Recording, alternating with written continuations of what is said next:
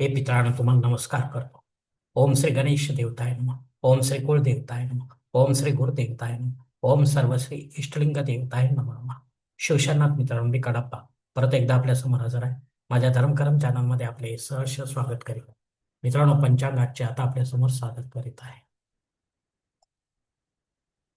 मित्रांनो, आज रविवार दिनांक 15 फेब्रुवारी 2026, शालिवान शके 1947, संवत्सर विश्वावसु, अयन उत्तर, ऋतू शिशिर, मास माघ, पक्ष कृष्ण. तिथी मित्रांनो आजची त्रयोदशी तिथी आहे. सायंकाळी 5 वाजून 5 मिनिटांत चतुर्दशी तिथीला सुरुवात होईल. वार रविवार आहे. नक्षत्र मित्रांनो उत्तर आषाढ नक्षत्र आहे. रात्री 7 वाजून 48 मिनिटांत श्रवण नक्षत्राला सुरुवात होईल. योग मित्रांनो व्यतिपात योग आहे. उत्तर रात्री 2 वाजून 47 मिनिटानंतर वर्यान योगाला सुरुवात होईल. करण मित्रांनो वनिस्करण आहे. सायंकाळी 5 वाजून 5 मिनिटानंतर विष्टीकरणाला सुरुवात होईल आणि उद्या पहाटे 5 वाजून 24 मिनिटानंतर शकुनीकरणाला सुरुवात होईल. मित्रांनो, प्रमुख ग्रहांची राशीस्थिती पहाटे 5:30 वाजता अशी असणार आहे. मित्रांनो, सूर्य कुंभ राशीत असेल, चंद्र मकर राशीत, गुरु मिथुन राशीत आणि शनिदेव मीन राशीत असणार आहे. मित्रांनो, सध्या चंद्र राशीनुसार कुंभ, मीन व मेष या 3 राशींना 7.5 सुरू आहे. या राशींच्या जातकांना 7.5चा त्रास होत असेल तर त्यांनी कृपया आपल्या जन्मकुंडलीमधील शनिदेवतेची पोझिशन तपासून पाहावी ज्योतिषाच्या माध्यमातून.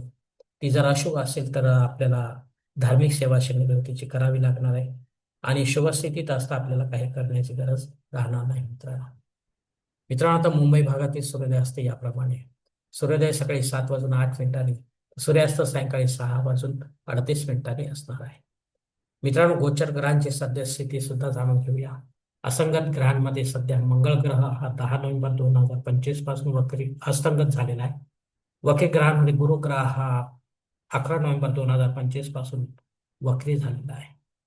हे दोनही ग्रह आपल्याला काय फळ देतील आपल्या जन्मकुंडलीच्या माध्यमातून, तर ते देखील ज्योतिषी आपल्याला समजावून सांगतील. मित्रांनो, या पंचांगाच्या आधारे आता आपण आजच्या पूजेसाठी लागणारा संकल्प शोधणार आहोत.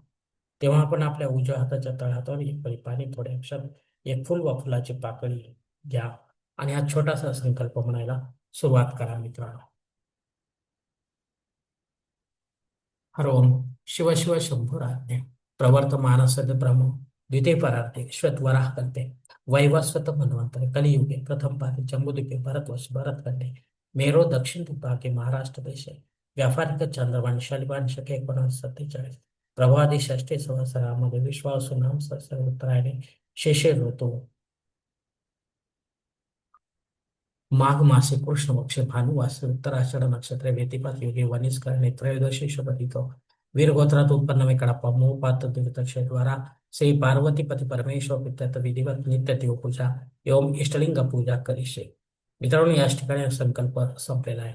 तेव्हा आपण आपल्या उजव्या हाताच्या तळहातावर जे संकल्पाचे पाणी आहे ते समोरच्या निर्माणाच्या थाळीत सोडून द्या. मित्रांनो, या संकल्पाची वेळ मर्यादा सायंकाळी 5 वाजून 5 मिनिटांपर्यंत आहे. या वेळेनंतरही आपल्याला संकल्प सोडायचा असेल कुठल्याही धार्मिक विधीच्या संपन्नतेसाठी तर कृपा करून आपण वरील बदललेल्या पंचांगाचा आधार घ्यायचा आहे.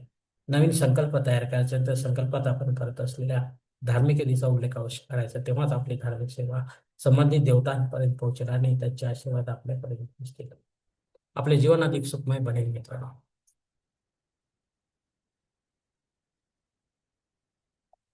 मित्रांनो, आता मुहूर्त विभागामध्ये पाहूया. मित्रांनो, आता दर्श सोमवती अमावस्या जवळ येत असल्याने कोणत्याही धार्मिक विधीसाठी एकही मुहूर्त उपलब्ध नाही. अशा वेळी आपल्या फायद्यासाठी कोणत्याही प्रकारचे मुहूर्त स्वतःहून वा पुरोहितांच्या मदतीने तयार करू नका किंवा तसे करण्यास पुरोहितांना भाग देखील पाडू नका. तसेच पंचांगातील गौण संकट व आपत्काळातील मुहूर्ताची निवड देखील शक्य करू नका, कारण ते मुहूर्त इमर्जन्सीसाठी आहेत. परदेशात जाणारे व परलोकात येणाऱ्या आपल्या क्षमा करा जाणारे या लोकांच्या इच्छापूर्तीसाठी आहेत, सर्वसामान्यासाठी नाही.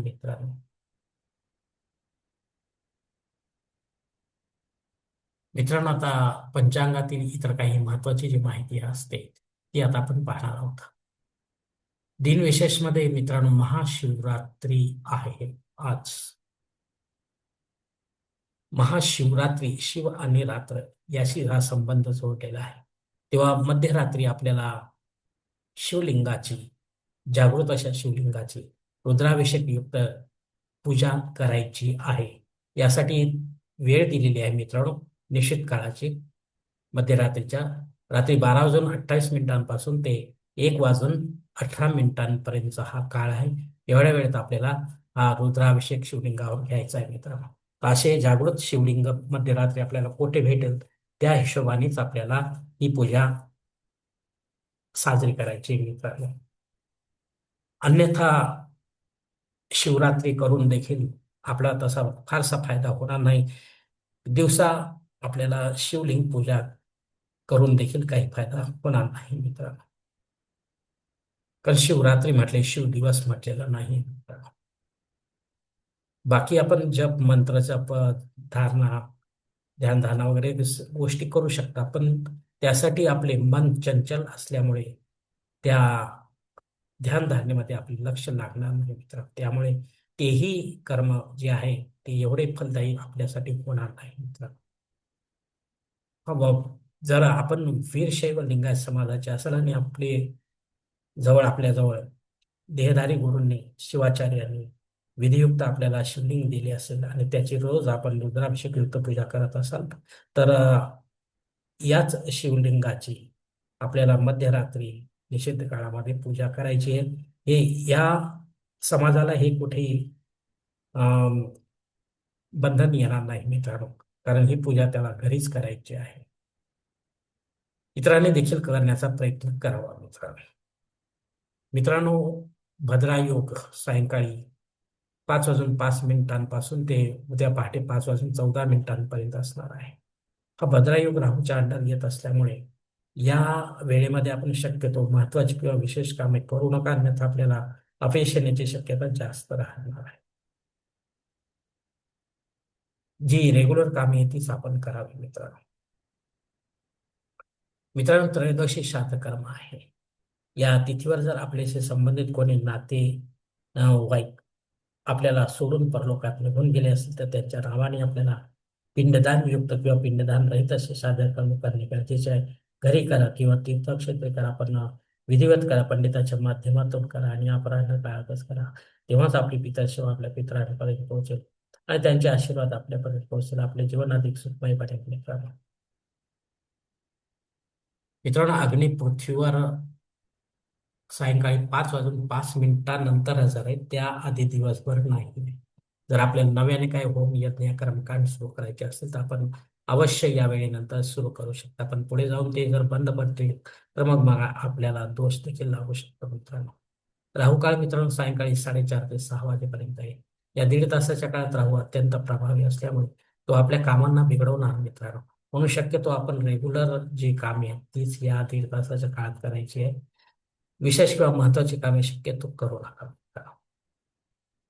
धन्यवाद मित्रांनो. आजचा हा पंचांगासंबंधीचा व्हिडिओ मी याच ठिकाणी संपवतो आहे. आपण जर माझ्या मते सहमत असेल तर कृपया माझे धर्मकरम चॅनल सबस्क्राईब करा, लाईक करा, आपले कुटुंब, मित्र, परिवारासह शेअर करा. तसेच कॉमेंट्स बॉक्समध्ये आपले मत अवश्य नोंदवा आणि माझा पुढील व्हिडिओ आपल्यापर्यंत पोहोचण्यासाठी बेल बटन अवश्य दाबा. धन्यवाद मित्रांनो. पुढील भेटीपर्यंत आपण खुश राहा, आनंदी राहा, प्रसन्न राहा. हरिओम. शिव शंभू महादेव.